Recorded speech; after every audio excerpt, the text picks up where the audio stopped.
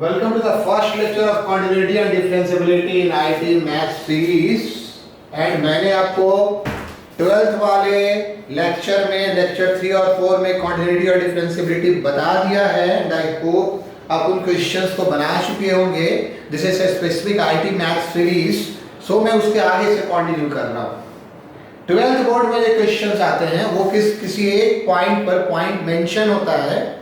उस पॉइंट पे आपको बताना होता है फंक्शन कॉन्टिन्यूअस है या नहीं है, या फिर उस पॉइंट पे फंक्शन को कॉन्टिन्यूअस दे दिया जाता है और फंक्शन में एक दो अननोन होते हैं A B C P Q, उसका वैल्यू निकालना होता है. बट आईटी का कॉन्टिन्यूटी डिफरेंशिएबिलिटी टफ है.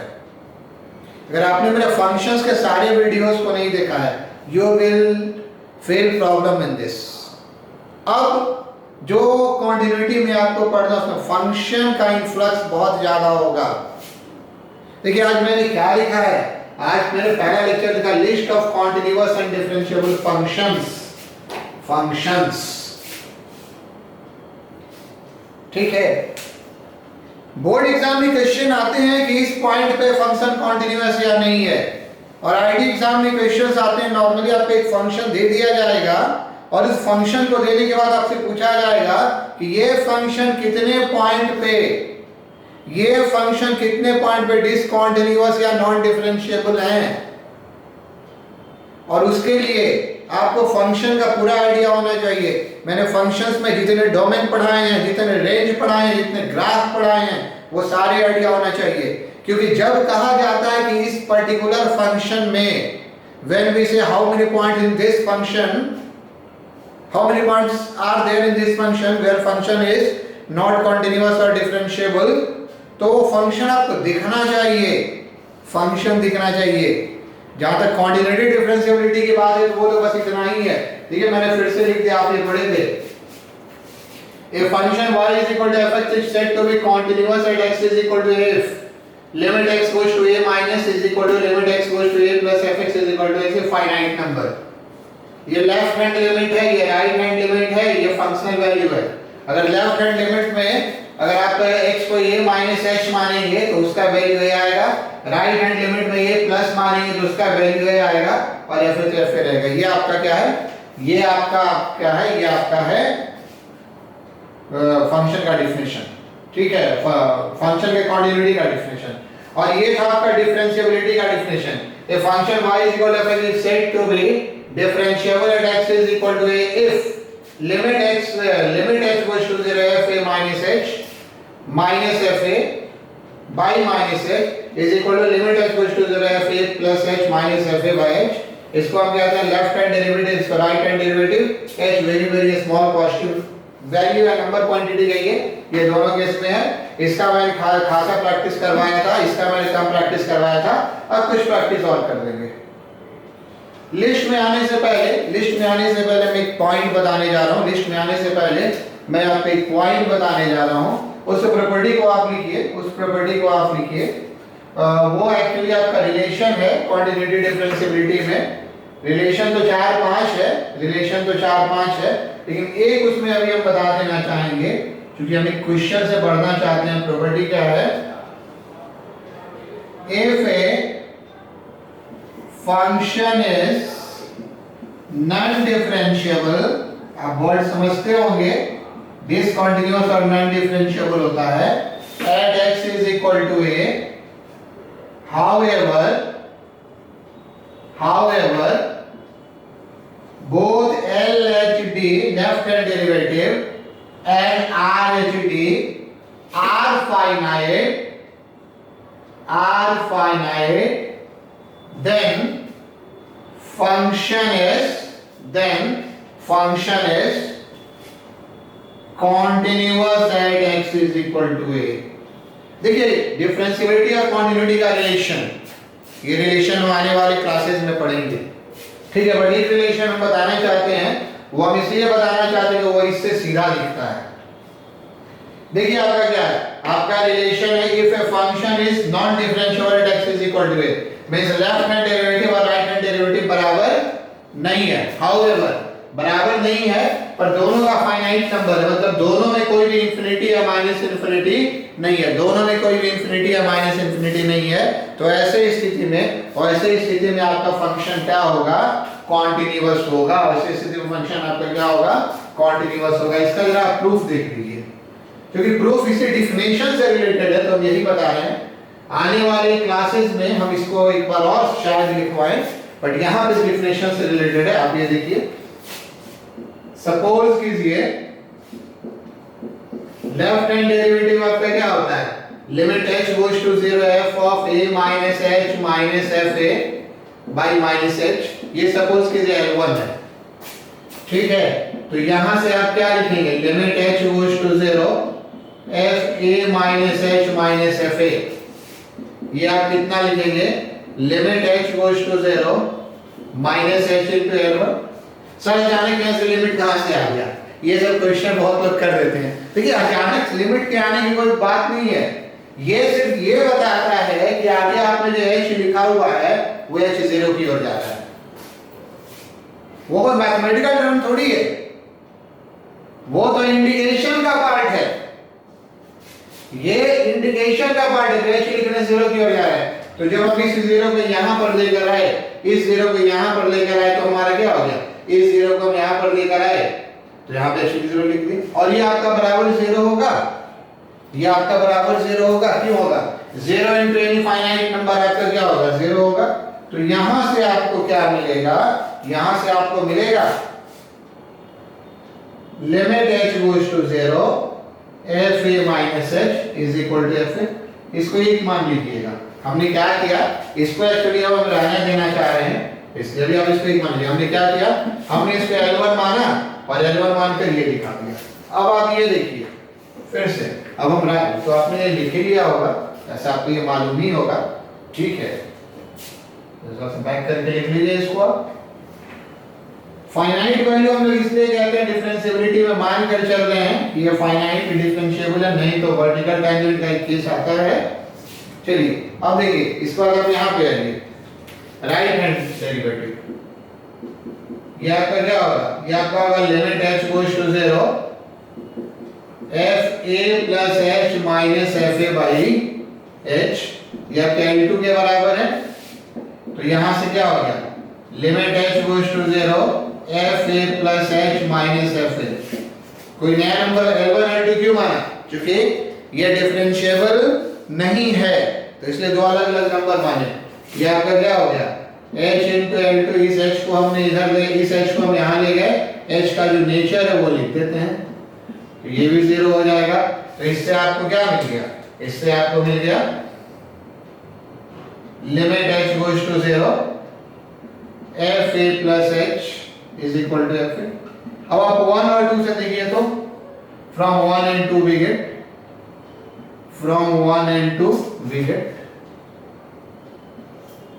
देखिए 1 और 2 से आप यहाँ पे सीधा ये आ गया, इसको मैंने लिखा ही हुआ था, हम उसी को यूज कर लेते हैं। 1 और 2 से आपको ये मिल गया, दोनों f के बराबर है, तो तीनों आपस में बराबर होगा, एक फाइनाइट वैल्यू है, ठीक है। तो ये एक प्रॉपर्टी है। इनफाइनाइट वैल्यू होने पर ये क्यों नहीं मिलता है, अगर L1 या L2 में कोई भी इनफाइनाइट हो गया, तो अभी जस्ट हम लिमिट फिनिश किए हैं। लिमिट में क्या पढ़े थे, 0 इनटू इंफिनिटी एक इंडिटरमिनेट फॉर्म होता है। तो अगर ये L1 या L2 में कोई भी इनफाइनाइट होगा तो ये रूल नहीं चलेगा।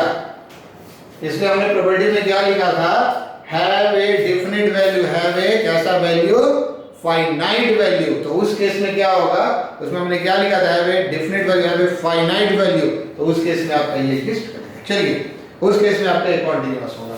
तो हम लिस्ट ऑफ कॉन्टिन्यूअस और डिफरेंशिएबल फंक्शन में आएंगे। ये बड़ा थ्योरेटिकल आपको इंफॉर्मेशन इसमें मिलेगा, बट उसके पहले हम एक क्वेश्चन देना चाहते हैं, और उस क्वेश्चन को आप देखिए, उस क्वेश्चन को देखिए, थोड़ा पेशेंस रखेंगे, क्योंकि बहुत सारी छोटी छोटी बातें बतानी है, कॉन्सेप्चुअली चीजों को ऐसे ले जाना है कि आपको बाद में कोई दिक्कत नहीं हो।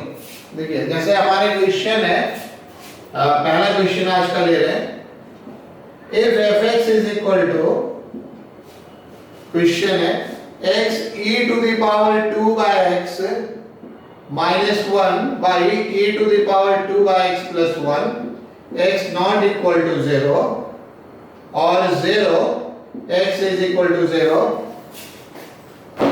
then check the डिफरेंशिएबिलिटी, हम छोटा ही में लिख के निकल जाएंगे, differentiability of f x at x is equal to 0, what do you conclude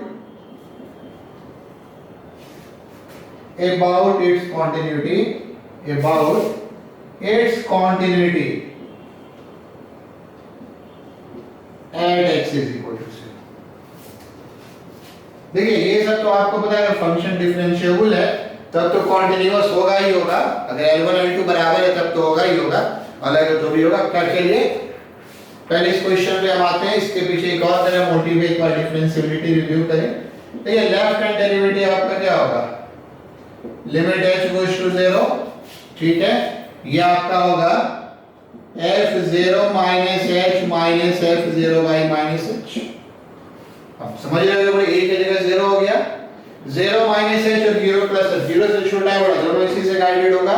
तो बेसिकली आपका क्या है, बेसिकली f माइनस h है, तो जहां जहां पे x है वहां पे हम क्या रखते हैं, वहां पे माइनस h रख दें, लिमिट h गोस टू 0। देखिए ये थोड़ा सा और आप प्रैक्टिस कर लीजिएगा, ठीक है। 12th बोर्ड में बहुत प्रैक्टिस करने नहीं बोले थे, पर कुछ सवाल आप कॉमन क्वेश्चन से लेकर उसका जैसे sin x cos x एकदम से फर्स्ट प्रिंसिपल ये जो 11th में पढ़े थे, इसको कुछ प्रैक्टिस कर लीजिएगा, अच्छा रहेगा। प्रैक्टिस इतना करना चाहिए कि राइटिंग में मेरी स्मूथनेस आ जाए। तो ये एक्चुअली आपका क्या है, 0 माइनस h कहने का क्या है, माइनस h, ठीक है। तो माइनस h कहने का अर्थ है, तो यहाँ पे हम क्या लिखते हैं, माइनस, क्या हो जाएगा, minus h e to the power 2 by minus h minus 1 divided by e to the power 2 by minus h plus 1 minus f0 कितना है, तो यहाँ लिखिए 0 पर इसका मान 0 है, 0 और डिवाइडेड बाई नीचे में आपको कितना माइनस h, ये आप समझ रहे थे ना, 0 माइनस h था तो हमने उस माइनस h ही रहेगा, यहाँ से ये कैंसिल हो गया। अब ये देखिए क्या होता है, ये आपका सीधा सीधा है e का power minus infinity minus 1 upon e का पावर माइनस इंफिनिटी प्लस 1, कुछ नहीं। h हमेशा पॉजिटिव होता है तो 2 बाई नेगेटिव नंबर, ठीक है, ये e का पावर माइनस इंफिनिटी हो गया, e का पावर माइनस इंफिनिटी 0 होता है। कैसे होता है ये सब, आप ग्राफ देख लीजिएगा, e का पावर यहाँ पे माइनस इंफिनिटी 0 होता है और e का पावर इंफिनिटी होता है, ठीक है। ये माइनस 1 हो गया, तो आपके लेफ्ट हैंड डेरिवेटिव आपका कितना आ गया, माइनस 1 आ गया। चलिए ठीक है, जरा हम राइट हैंड डेरिवेटिव पे आते हैं। राइट हैंड डेरिवेटिव में क्या करना है, राइट हैंड डेरिवेटिव में यहाँ प्लस और यहाँ प्लस होता है, तो इसी से हम लिख लेंगे, उस क्वेश्चन को इरेज कर देते हैं, 0 प्लस h मतलब जहां जहां माइनस है वहां क्या लिखेंगे, प्लस लिखेंगे, और क्या चेंज आएगा आप वो देखेंगे।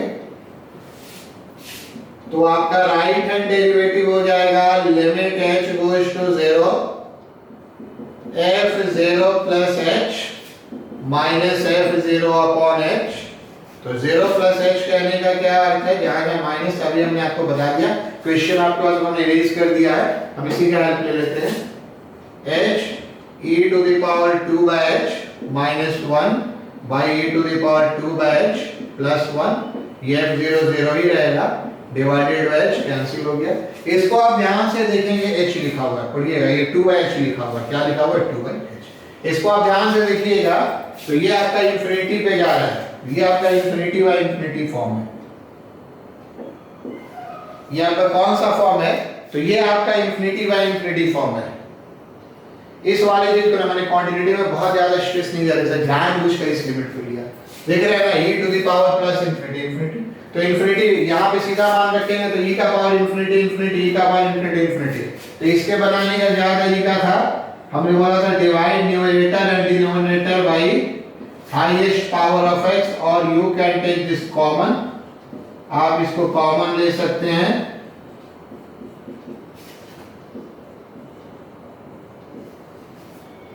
ठीक है, ये कैंसिल हो गया। और अब आप देखिए, हम यहाँ थोड़ा सा कैंसिल इसको हटा रहे हैं, लेफ्ट हैंड आ चुका है, ये आपका क्या हो गया, ये आपका हो गया 1 minus 1 by e to the power infinity, 1 plus 1 by e to the power infinity, 1 minus 0 by 1 plus 0, कितना हो गया 1? तो दोनों अलग अलग आ गया। लेफ्ट हैंड डेरिवेटिव कितना आया था? -1, राइट हैंड कितना आया? +1। Since the left hand derivative is not equal to right hand derivative, fx is not differentiable at x is equal to 1। इस सवाल में याद कर लीजिएगा लिमिट की वजह से। However, both left hand limit and right hand limit are finite। Finite का निकल कोई इंफिनिटी या माइनस इंफिनिटी नहीं है। -1 भी फाइनाइट है, 1 भी फाइनाइट है। Therefore, fx will be continuous at x is equal to 0। x is equal to 0, 1 गलत जगह, किस पे था? आई बात समझ में? सब प्रॉपर्टी आ गया है। फंक्शन डिफरेंशिएबल है तब तो कॉन्टिन्यूअस होगा, लेकिन अगर डिफरेंशिएबल नहीं है, लेकिन लेफ्ट हैंड डेरिवेटिव और राइट हैंड डेरिवेटिव दोनों फाइनाइट है, डेफिनेट नंबर है, इंफिनिटी नहीं है, तो उस केस में ये कॉन्टिन्यूअस होगा। इस तरह से हम बहुत सारी चीजें पास सीखेंगे। ये बहुत कॉन्सेप्चुअल क्लास है और इसको सीखने के लिए अगला जो हम 4-5 क्लास सिखा रहे हैं, इसके बाद फंक्शन पे पकड़ बहुत अच्छी होनी चाहिए। लोग बोलते हैं कि प्रॉब्लम मेरा सर कॉन्टिन्यूटी डिफरेंशिएबिलिटी में है। मैं कहता हूं नहीं, प्रॉब्लम आपका सिर्फ फंक्शन में है। फंक्शन घुमाया जाएगा, आपको डोमेन नहीं पता चलता, आपको ग्राफ नहीं पता चलता है, क्वेश्चन उसी ढंग से पूछा जाता है। कोई भी फंक्शन को अगर दे दिया जाए तो कितने पॉइंट पे नहीं डिसकंटीन्यूअस या नहीं डिफरेंशिएबल है, इसको मैथमेटिकली बताना बहुत मुश्किल है। क्वेश्चन सेट करके उसको डोमेन से, उसके ग्राफ से क्वेश्चन को सेट करते हैं। इस मेरी बात को फिर से मैं बोल रहा हूं, समझिए। एक फंक्शन दे दिया गया, कितने पॉइंट पे नहीं कॉन्टिन्यूअस है, कितने पॉइंट पे नहीं डिफरेंशिएबल है, ये लगभग असंभव है मैथमेटिकली 1 by 1 पॉइंट पूछना, क्योंकि फंक्शन में तो इनफाइनाइट पॉइंट्स होते हैं। तो ये हम लोग कैसे देखते हैं? उसके ग्राफ से, उसके डोमेन से। इसलिए डोमेन ग्राफ वाला सेगमेंट फंक्शन में जो मेरा वीडियोस है वो आपके एकदम क्लियर होना चाहिए। तो अब हम आगे बढ़े इस क्वेश्चन पे।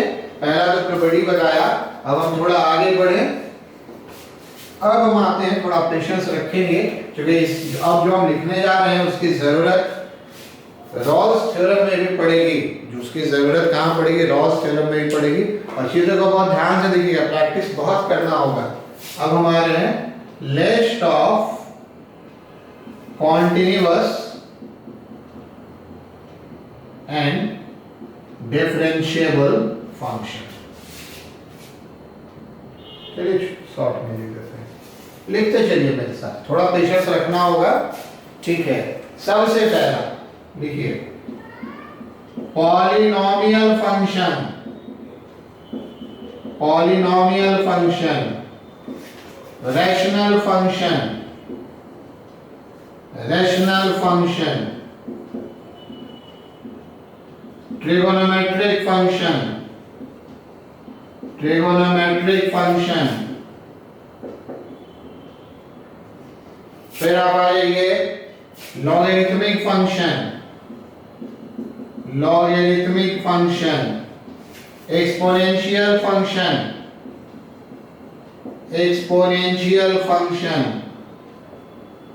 आप इनवर्स की को भी ले सकते हैं, कोई दिक्कत नहीं है, ठीक है। इनवर्स ट्रिगोनोमेट्रिक फंक्शन ये ले सकते हैं। Inverse trigon, circular word use होता है। Circular functions are continuous and differentiable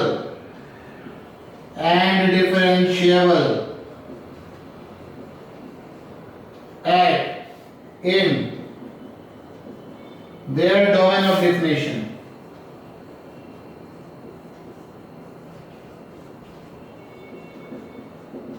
domain of definition बहुत इंपॉर्टेंट पॉइंट है, ठीक है। डोमेन ऑफ डिफिनेशन बहुत इंपॉर्टेंट पॉइंट है। देखिए फॉर एग्जांपल अगर हम लिख रहे हैं fx is equal to x cube minus x square plus 7x plus 18, कितना भी मान लीजिए पावर 13 कर दिए, कोई फर्क नहीं पड़ता है। Are continuous and differentiable, short में हम लिख देंगे for all x belongs to R. अब याद कीजिए अलजेब्रिक फंक्शन का डोमेन, अलजेब्रिक पावर कुछ भी बना सकते हैं बात, ठीक है। अलजेब्रिक फंक्शन का डोमेन, अलजेब्रिक के डोमेन में क्या था, स्क्वायर रूट के भीतर का क्वांटिटी पॉजिटिव होने चाहिए, और आपका क्या था, कि डिनोमिनेटर डिफाइन होना चाहिए, डिनोमिनेटर 0 नहीं होना चाहिए।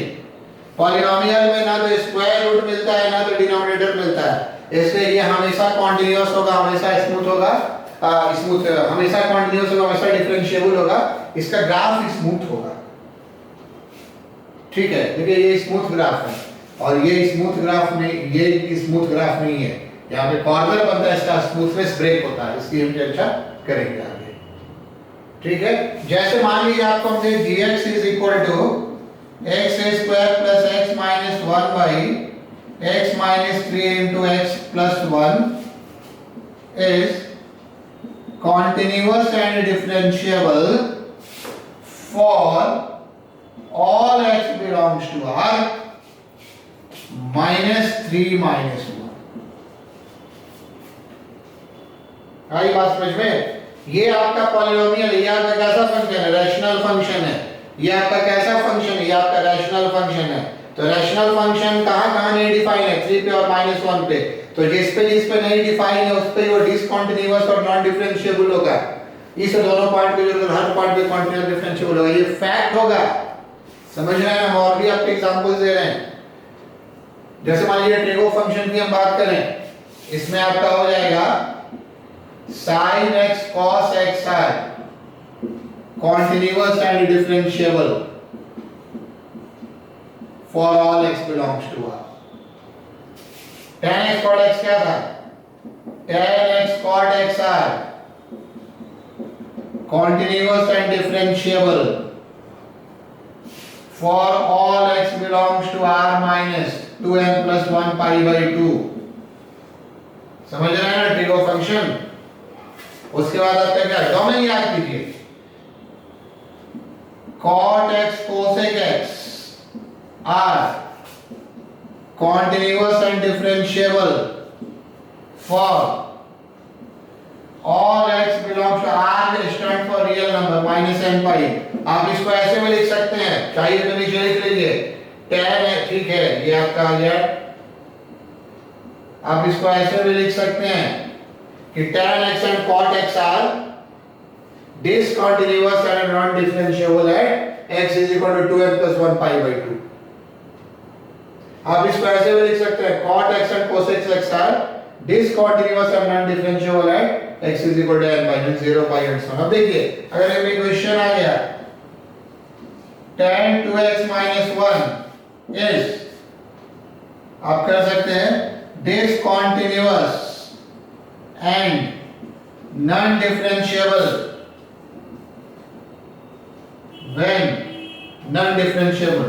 when 2x plus 1 is equal to 2x minus 1 is equal to 2n plus 1 pi by 2। ठीक है, x आपका क्या हो जाएगा 2n plus 1 pi by 2 plus 1 by 2। अब आपसे क्वेश्चन पूछे जाएंगे कि 0 से लेकर 5 में, ठीक है, 0 से लेकर 5 में ये फंक्शन कितने जगह कॉन्टिन्यूअस नहीं है। तो ये आप अब वैल्यू रखना शुरू कीजिए, n का वैल्यू 0, n का वैल्यू 1, n का वैल्यू 2, ये सब वैल्यू रखने के बाद जितना वैल्यू 0 से 5 के बीच में आएगा उतने पॉइंट पे ये कॉन्टिन्यूअस और डिफरेंशिएबल नहीं होगा। हमारी बात समझ में हमने क्या लिखा था, polynomial function, rational function, trigonometric function, ठीक है।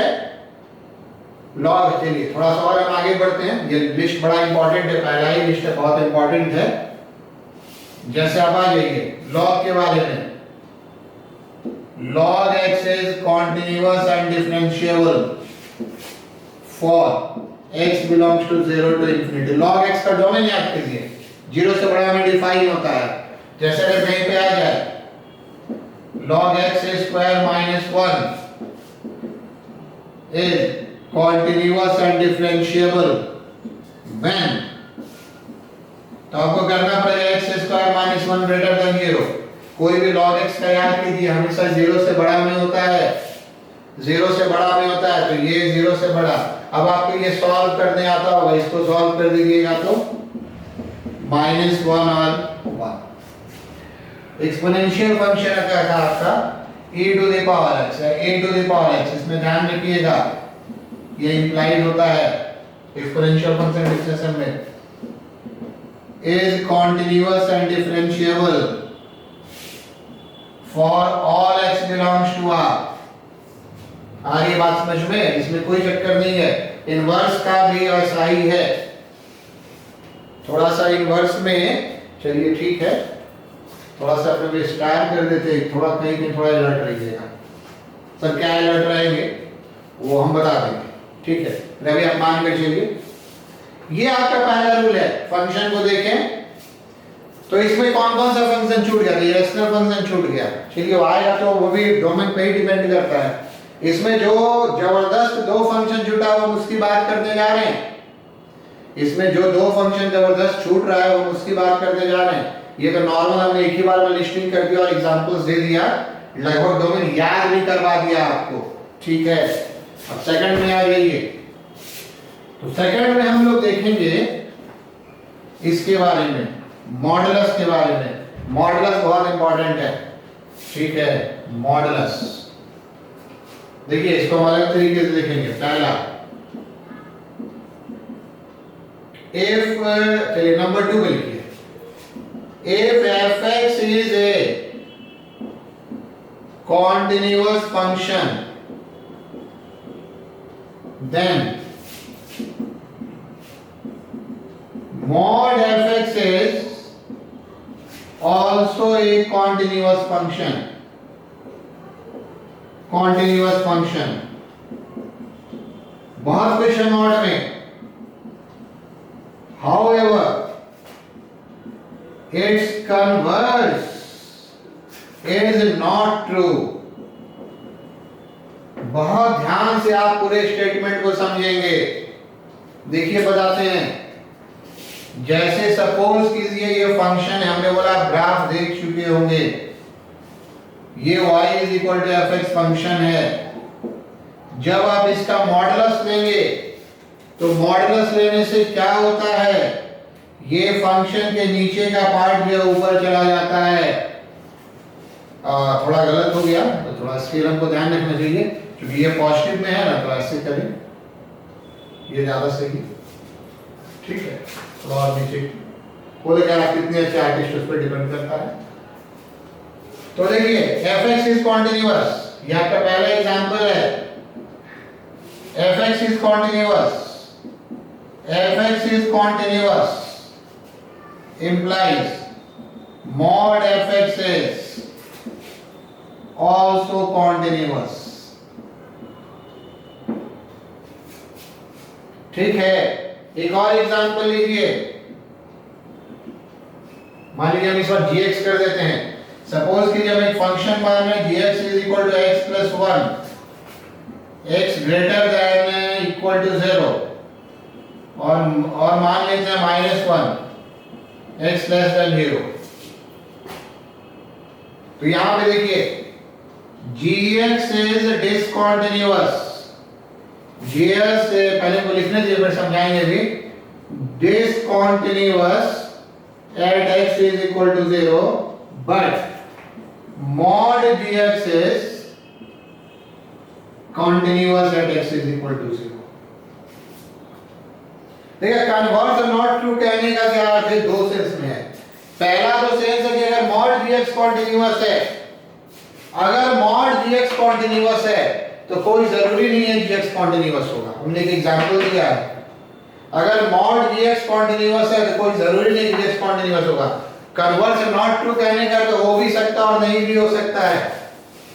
कन्वर्स नॉट ट्रू कहने का क्या अर्थ है कि ये हो भी सकता है और ये नहीं भी हो सकता। इसको लिए स्टेटमेंट हम इरेज कर रहे हैं। देखिए ये आपका ग्राफ कैसे आएगा, ये स्ट्रेट लाइन है विद स्लोप 1, ये ग्राफ आपका gx का ऐसे है 0 1 x प्लस 1, और ये आपका ऐसे है, ये आपका y is equal to minus 1, y is equal to yf मान लीजिए, ये हो गया। इसका आप मॉडुलस नहीं है तो क्या होगा, इसका आप मॉडुलस नहीं है तो क्या होगा, तो ये जो x एक्सिस के ऊपर ऐसा ही हो जाएगा, और इसका जब हम रिफ्लेक्शन लेंगे क्योंकि ये 0 माइनस 1 है तो यहाँ पे ये प्लस 1 पे आएगा, ऐसे आएगा, ये कॉन्टिन्यूअस हो गया, ये कॉन्टिन्यूअस हो गया। तो हम यहाँ पे लिख रहे हैं, क्या लिख रहे हैं, mod gx is continuous but gx is not continuous। Actually converse इसी के सेंस में आता है, कन्वर्स इसी के सेंस में आता है। तो ये बहुत बेसिक प्रॉपर्टी है, ये बहुत बेसिक प्रॉपर्टी है। हमने ग्राफ और बाकी कुछ जगह तो आप ग्राफ से देख लीजिएगा, जैसे अब हम ये सब यहाँ पे है ऐसे प्रॉपर्टी चर्चा नहीं कर रहे हैं, इसका ग्राफ बताया था, इसका ग्राफ कैसे बताया था, इधर वाला पार्ट को इरेज करें, इधर वाला पार्ट को इरेज करें, इसका ग्राफ कैसे बताया था हमने f ऑफ मॉड x का, इसका ग्राफ हमने बताया था अगर कोई ये ऐसा ये फंक्शन है, ठीक है, ऐसा कोई फंक्शन है और इसका f ऑफ मॉड x लेना है, तो हमने बताया कि इधर वाले पार्ट को आप इरेज कर दीजिए और बाकी जो पार्ट है उस बाकी पार्ट का आप क्या कीजिए, ये ले लीजिए। तो अब इसमें क्या होगा, क्वाड्रेटिक डिफरेंशिएबिलिटी ये सब आएगा तो आप अपना डिसाइड कर दीजिएगा ग्राफ से, ठीक है। तो ये लिस्ट में उतना ही लिस्ट लिखवाना चाह रहे हैं जो बहुत कॉमन चलता है, और डिफरेंशिएबिलिटी में बात बदल जाती है, डिफरेंशिएबिलिटी में बात बदल जाती है, तो उसके लिए देखिए हम प्रॉपर्टी लिख रहे हैं, फंक्शन वाला क्लास आपके लिए बहुत इंपॉर्टेंट होगा यहां पर। तो चलिए number 3,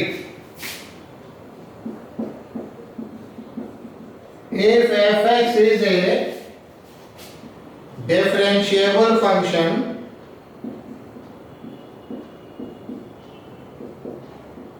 then mod fx may not be differentiable, may not be differentiable, may not be differentiable at the point where graph of y is equal to fx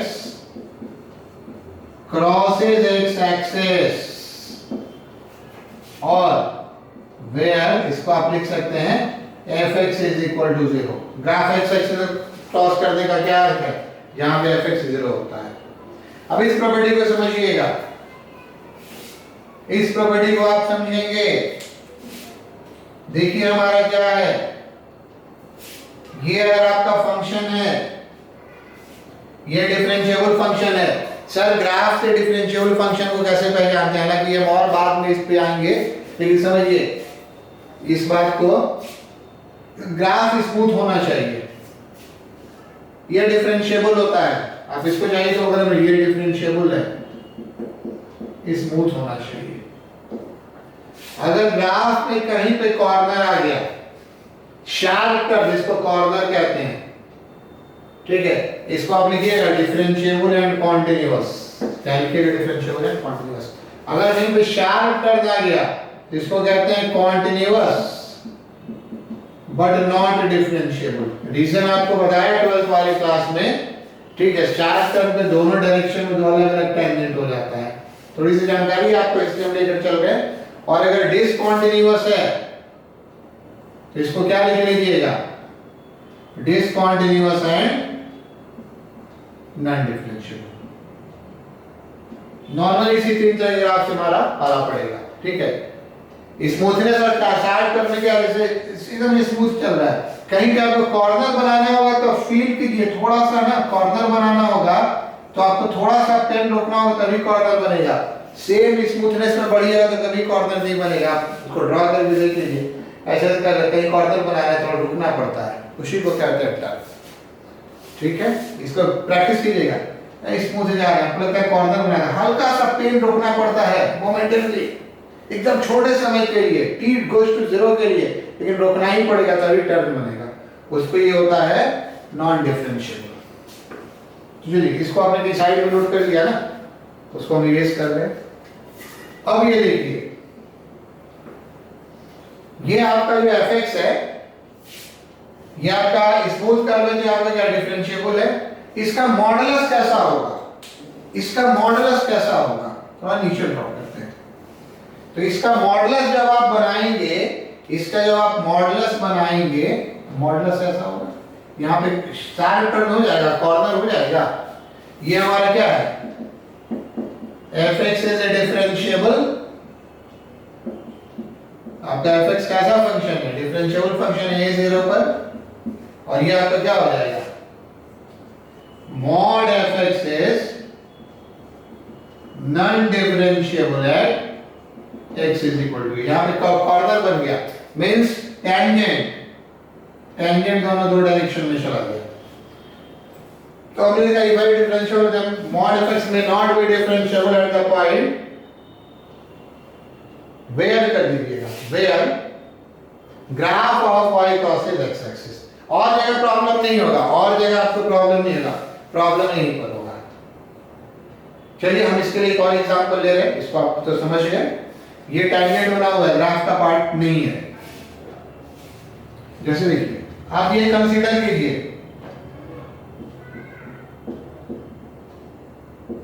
consider y is equal to x3। तो अब आप इसमें क्या देखेंगे, y is equal to x3 का graph ऐसा होता है, मालूम होगा। और जब आप y is equal to mod x, जब आप y is equal to mod x3 का ग्राफ लेंगे, जब आप y is equal to mod x3 का ग्राफ लेंगे, तो वो ग्राफ कुछ ऐसा होगा, x स्क्वायर जगह पर x स्क्वायर नहीं है, y is equal to mod x3। ये जो आपका मॉड x3 है, यहां पे स्मूथ बनता है, ये डिफरेंशिएबल आता है x इज इक्वल टू 0। तो x cube and mod x cube are differentiable and x is equal to 0। Sir आप ग्राफ से कैसे पता किए, हम ग्राफ से नहीं पता किए, ये बात आपको क्लियर कर दी यहाँ पे। वो तो हमारे प्रैक्टिस आते आते, मतलब टीचर बोलते थे ग्राफ में दिखना, ग्राफ में ये कभी नहीं दिखता है, ग्राफ तो मेरा सारा रफ होता है, आपको टर्न तो दिख भी जाएगा, स्मूथनेस कभी नहीं दिखेगा। हम बनाए तो टर्न क्यों नहीं किए, आपकी मर्जी होती, आप टर्न बना सकते थे, ये मैथमेटिकली चेक किया हुआ है।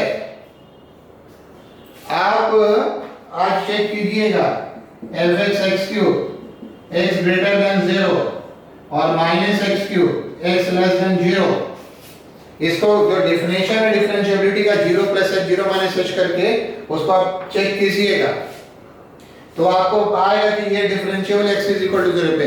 उस फैक्ट से हम मान लें ग्राफ स्मूथ होता है। स्मूथ ग्राफ कुछ कॉमन केस हम लोग बता देते हैं, तो कुछ कॉमन केस हम लोग बता देते हैं तो ठीक है, तो आप याद रखिए तो ठीक है। नया आ गया तो आपको चेक करना पड़ेगा।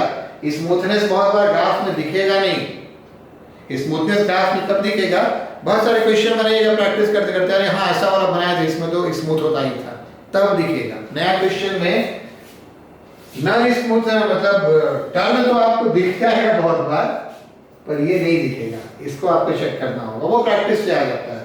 पर एकदम से हमको भी नहीं दिख सकता है क्योंकि मेरा पहले से चेक किया हुआ है, इसलिए हम कह रहे हैं स्मूथ है, यहाँ पे डिफरेंशिएबल होगा। ये बात समझ गए डिफरेंशिएबिलिटी के बारे में।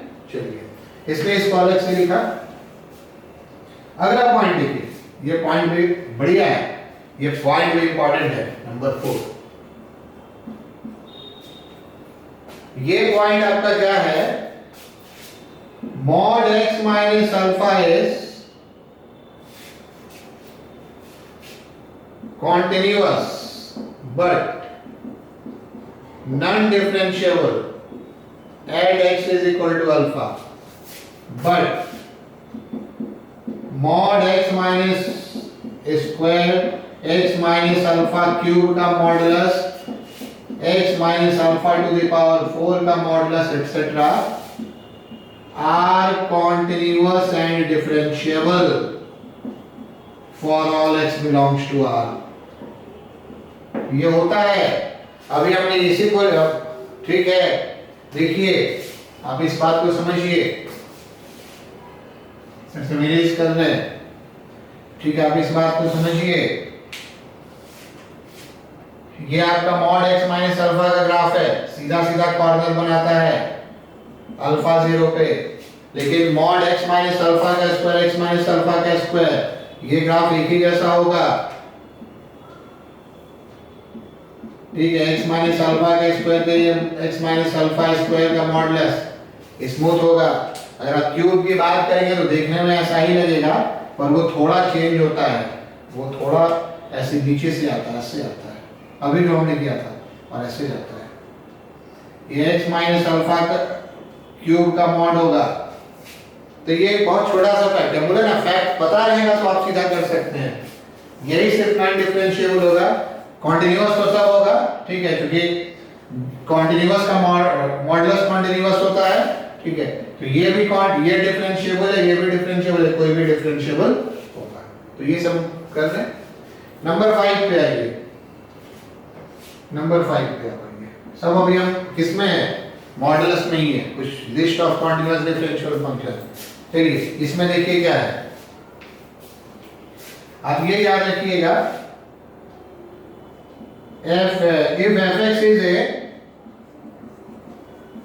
fx is a differentiable function, actually इतना लिस्ट हम लोग याद करवाते हैं ऑब्जेक्टिव एग्जाम के हिसाब से। fx is a differentiable function, then fx mod fx is also differentiable function, is also a differentiable function.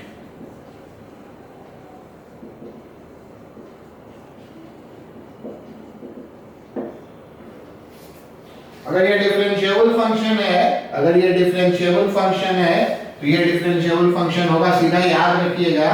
For example x minus 1 mod x minus 1 is differentiable for all x belongs to us, ठीक है, इसको आप ध्यान में रखिएगा। एक और point आप ध्यान रख सकते हैं रिगार्डिंग कौन सा, मॉडुलस पे बहुत ज्यादा स्ट्रेस कर रहे हैं, मॉडुलस के रिगार्डिंग एक और बात आप ध्यान में रख सकते हैं, if fx is a differentiable function, fx is a differentiable function such that f alpha is equal to 0 and f dash alpha is equal to 0, then fx mod fx is also differentiable and x is equal to alpha। ये list एक बार आपको हम और देंगे, Ross या relativity वहां पे इतने डिटेल्स में नहीं देंगे, वहां दूसरे ढंग से देंगे, वहां पे जो उसका रिक्वायरमेंट उसके हिसाब से देंगे। देखिए बहुत इंटरेस्टिंग पॉइंट है, ये बहुत इंटरेस्टिंग पॉइंट है। एक्चुअली जो पॉइंट नंबर 3 है ना, उसी का ये जनरलाइजेशन है। देखिए बहुत इंटरेस्टिंग पॉइंट है। चलिए इधर से इरेज करते हैं, ये आप बात समझिएगा। एक ऐसा फंक्शन है, ये एक ऐसा फंक्शन है, ठीक है, मानिए कुछ ऐसा हम एक फंक्शन ले रहे हैं, ऐसे कुछ एक फंक्शन ले रहे हैं, यहां पर f अल्फा 0 है, ये पॉइंट अल्फा 0 है, तो f अल्फा 0 है, और यहां पे जो आप टेंजेंट ड्रॉ कर रहे हैं ना, वो टेंजेंट कर्व को कट भी करता है, ऐसा है। यहां पे f डैश अल्फा भी 0 है। मैथमेटिक्स जैसे y is equal to x cube भी आप ले लीजिए, जैसे मान लीजिए हमने y is equal to x minus 1 का क्यूब या fx मान लेते हैं, तो f डैश x आपका क्या होगा, पहले आप मैथमेटिकली देखिए, f डैश x का 3 माइनस ये होगा। तो यहां पे आप क्या कह सकते हैं, f1 0 है, यहां पे आप क्या कह सकते हैं f'1 0 है। अगर ये आपका दोनों 0 है, इसलिए आप कह सकते हैं x minus 1 cube will be differentiable at x is equal to 1। यही प्रॉपर्टी है। अगर ये और ये डेरिवेटिव दूर हो गए, ये हो गया, अगर अल्फा में कट कर रहा और यहाँ पे जब डेरिवेटिव निकाले वो भी 0 हो गया तो क्या होगा, ये डिफरेंशिएबल होगा। तो सर ये जो प्रॉपर्टी लिखाई थी नहीं, ये कहीं भी सही हो जाएगा, ये आपका कहीं भी सही हो जाएगा। जैसे आपका मॉड साइन एक्स डिफरेंशिएबल नहीं है, देखिए जैसे आपका मॉड साइन एक्स डिफरेंशिएबल नहीं है, बहुत सारे पॉइंट पे 0 पे, पाई पे, 2 पाई पे, लेकिन साइन एक्स पर एक्स का मॉड डिफरेंशिएबल हो जाएगा। तो अब इस प्रॉपर्टी को सिर्फ याद रखिएगा, ठीक है। इतने सारे बात को जो हम लिखवा रहे हैं उस बात को आप याद रखिएगा तो ज्यादा बढ़िया होगा। थोड़ा सा और आगे बढ़ते हैं, यूज करेंगे। एग्जांपल हमने बहुत छोटा सा दिया है, पर ये हम इसको एस्ट्रिक कर दें 6 को। 7 भी बहुत इंपॉर्टेंट है, 7 भी बहुत इंपॉर्टेंट है। देखिए 7 नंबर में क्या है, सब हम मॉडुलस पे ही ले जा रहे हैं।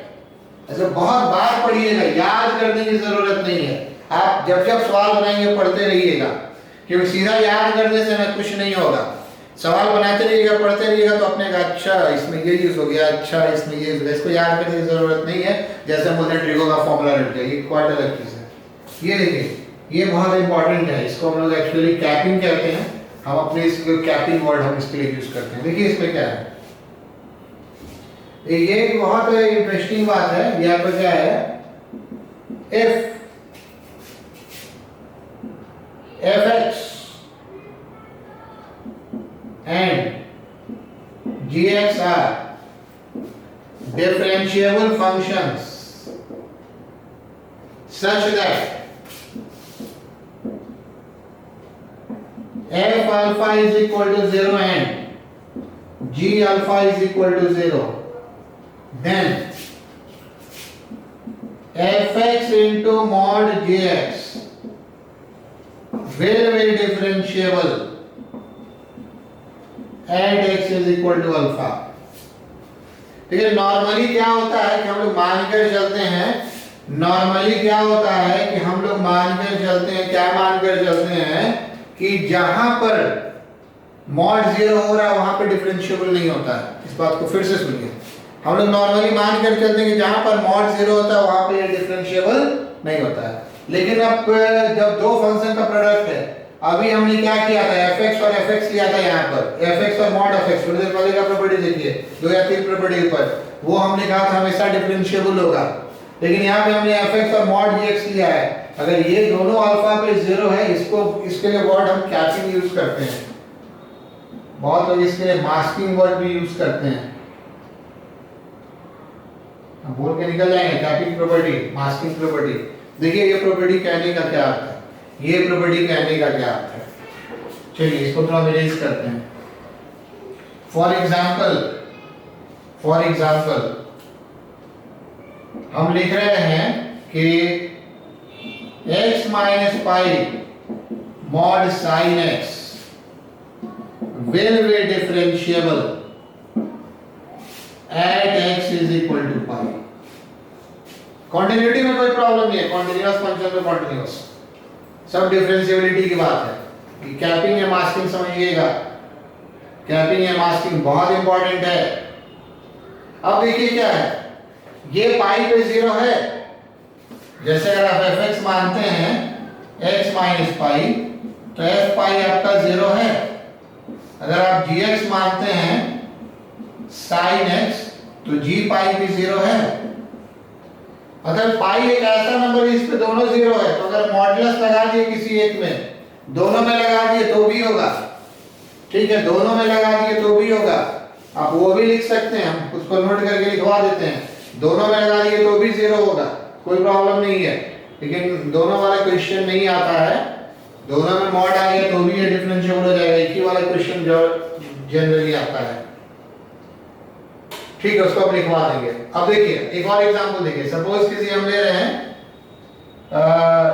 2x माइनस पाई और मॉड साइन x,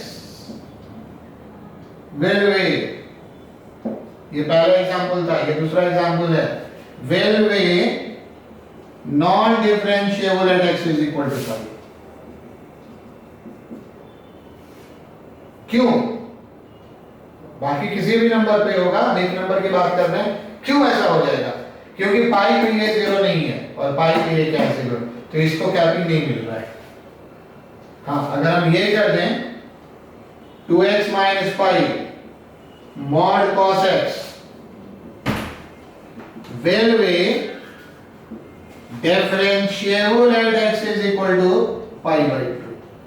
ऐसे mod cos x का ग्राफ ड्रॉ कीजिए, pi by 2 पे नहीं होता है, पर 2x minus pi इसको मास्किंग दे दिया, pi by 2 लिखने पर ये भी जीरो और pi by 2 लिखने पर ये भी जीरो। क्योंकि ये दोनों जीरो हो गया तो ये आपका क्या हो जाएगा, ये आपका डिफरेंशिएबल हो जाएगा। क्योंकि जीरो हो गया तो आपका क्या हो जाएगा, ये आपका डिफरेंशिएबल हो जाएगा। और नोट कर लीजिएगा, नोट कर लीजिएगा, in property 7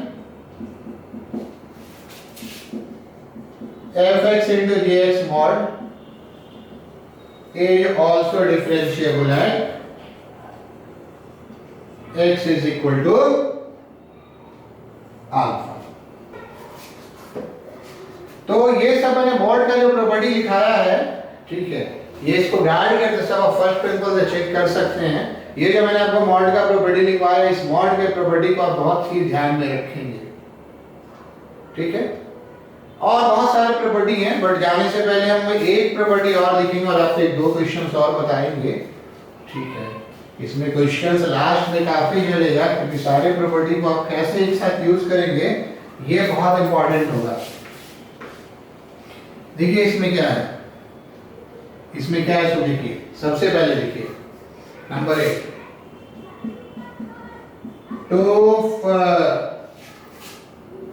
to find the point of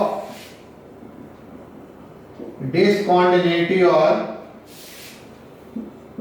non-differentiability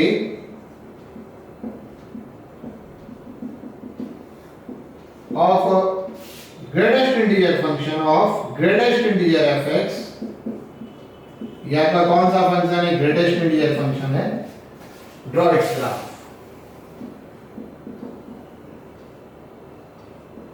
इसका काम आप ग्राफ लिख लीजिएगा। इसमें आप लिख सकते हैं if fx is a continuous function। अब हम प्रॉपर्टी पे आ रहे हैं, पहले तो बोल दिया ग्राफ ड्रॉ कर लिया काम हो जाएगा, but if fx is a continuous function then greatest integer of fx will be discontinuous at the point where fx attains integral value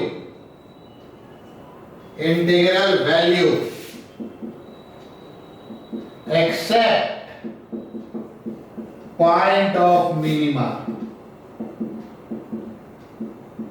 थोड़ा बहुत नेक्स्ट में का आइडिया होगा। देखिए हम इसमें दो बात बताए, ये तो ग्राफ ड्रॉ करना, प्रॉपर्टी में ये है। जैसे मान लीजिए कि आपको साइन x का 0 से 2 पाई में बताना है कि कितने पॉइंट पे ये डिफरेंशिएबल है, ठीक है, कॉन्टिन्यूअस नहीं है। तो इसमें हम आपको क्या बताए थे, ग्राफ देखिए तो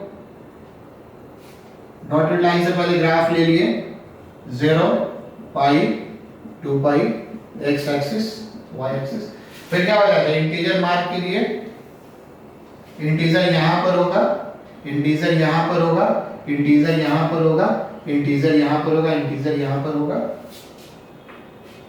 अब देखिए आपका क्या, इस इंटीजर की बात करें तो इस वाले इंटीजर पे ही आपका कॉन्टिन्यूअस हो जाएगा, बाकी सारे इंटीजर पे ये डिसकंटीन्यूअस होगा। एंड पॉइंट का ध्यान रखना होगा।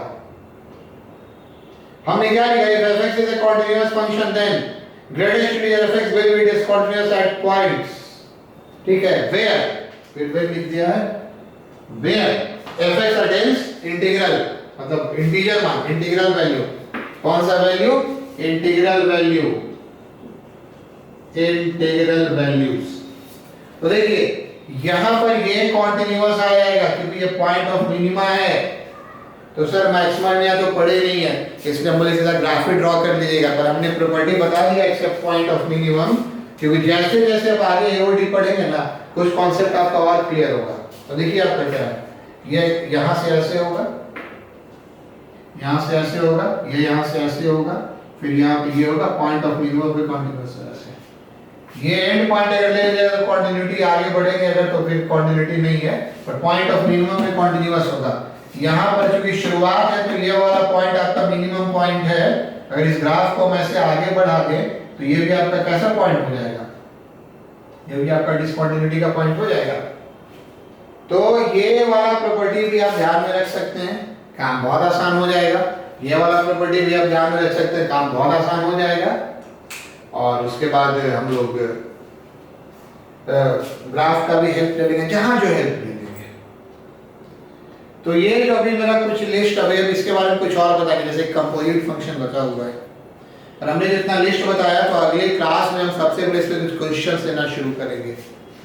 आज आपको असाइनमेंट में क्वेश्चंस उसमें हम दे भी देंगे, वो क्वेश्चंस आप कीजिएगा, और पहले हम क्वेश्चंस को डिस्कस करना शुरू करेंगे तो आपको और ये क्लियर होगा। बट इस प्रॉपर्टी को आप बार बार पढ़िएगा, कुछ याद नहीं करने की बात हम कर रहे हैं, याद नहीं करना है कुछ, आप बार बार खाली प्रॉपर्टी को पढ़ते रहिएगा, सवाल बनाइएगा, एक बार सवाल बनाने से पहले पढ़िएगा, एक बार सवाल बनाने से बाद पढ़िएगा, तो याद आएगा अच्छा वो सवाल नहीं तो यूज किए थे। और ये सवाल बनाते बनाते याद होगा, नहीं तो हम इतना सारा चीज लिखवा दे रहे हैं ना कि सीधे याद करके अप्लाई नहीं होगा। पढ़ के सवाल बनाना शुरू कीजिए तो धीरे धीरे माइंड में सेट करेगा। और एक्सट्रीम सिस्टमैटिक है क्योंकि इसका एक एक पॉइंट एक्सप्लेन्ड है, कहीं कोई इफ बट वाली बात नहीं है, कहीं कोई एक्सेप्शन वाली बात नहीं है। तो इसको थोड़ा हम अगले क्लास में कंटिन्यू करेंगे, मिलते हैं अगले क्लास में। Okay, thank you.